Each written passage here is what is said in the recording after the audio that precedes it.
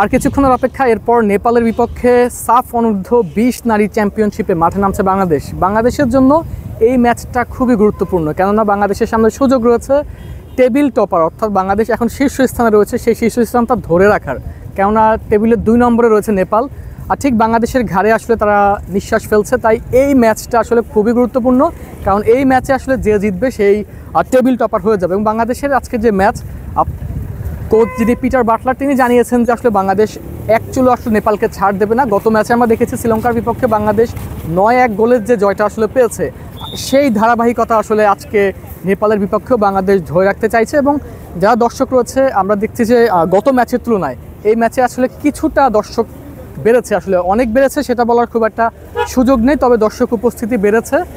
তবে স্টেডিয়াম আসলে এখনও ফাঁকাই মনে হচ্ছে। আমরা ভিতরে গিয়েছিলাম এবং সর্বশেষ পরিস্থিতি কী সেটা দেখার চেষ্টা করেছিলাম, তবে স্টেডিয়াম এখন আসলে পুরোপুরি আসলে যেই ভরে ওঠার যে বিষয়টা সেটা আসলে এখনও দেখা যায়নি।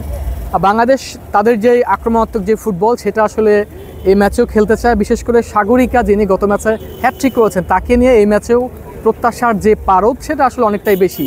তো আমরা আশা করছি দারুণ একটা ম্যাচ হবে, এবং যারা আসলে বাংলাদেশে খেলা পছন্দ করেন তারা অবশ্যই স্টেডিয়ামে আসবেন এবং খেলা দেখবেন, বাংলাদেশের মেয়েদেরকে আসলে উৎসাহ যোগাবেন।